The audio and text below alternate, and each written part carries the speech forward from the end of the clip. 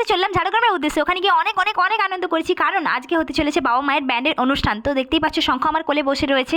তাই মেদিনীপুর থেকে ঝাড়গ্রামের জঙ্গল দেখার জন্য সবাই মিলে রওনা দিলাম। আমরা কিন্তু সবাই মিলে দুটো গাড়িতে করে যাচ্ছি, একটা গাড়িতে ব্যান্ডের সমস্ত ছেলেরা আর অন্য গাড়িতে ব্যান্ডের সমস্ত মেয়েরা।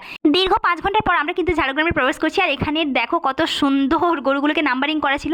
দেখতে দেখতে আমরা মেন লোকেশনে আমাদের এসে গেছি। আর এখানে প্রকৃতি পরিবেশ ছেলেমেয়েরা ছিল জাস্ট ওয়াও। ঝাড়গ্রামে এসেই কিন্তু শঙ্খকে নিয়ে বেরিয়ে পড়েছি এখানকার জঙ্গল, প্রকৃতি, পরিবেশ সবকিছুকে ভালোভাবে অনুভব করার জন্য। এখানকার জঙ্গলে কিন্তু যখন তখন হাতিকেও বেরিয়ে আসতে দেখেছি। দেখতে দেখতে কিন্তু সন্ধেও হতে যায়, দেখতে পাচ্ছ সূর্য অস্ত যায়। আর এই মুহূর্তটা মানে আমার প্রাণটাকে যেন জুড়িয়ে দিচ্ছিল। দেখতে দেখতে সন্ধেও হয়ে গেল, তারপর ব্যান্ডের মেয়েরা রেডি হয়ে গেছে, কারণ ওদের অনুষ্ঠান এই মুহূর্তে শুরু হবে। দেখতে দেখতে বাবা উঠে গেল, দেখতে দেখতে কুমার কৌশিক। সবার শেষে নাচে গানে মঞ্চ মাতাতে শ্রীহরি লোক ব্যান্ডের শেষ শিল্পী হলো মা। নাচে গানে জমজমাটি অনুষ্ঠানে আমি কিন্তু অনেক অনেক অনেক আনন্দ করেছি আমার ব্যান্ডের সাথে। চলো সবাই মিলে আমরা কিন্তু এবার বাড়ির পথে রওনা দিই। ততক্ষণ তোমরা আমার চ্যানেলটাকে অবশ্যই কিন্তু সাবস্ক্রাইব করে নিও। টাটা।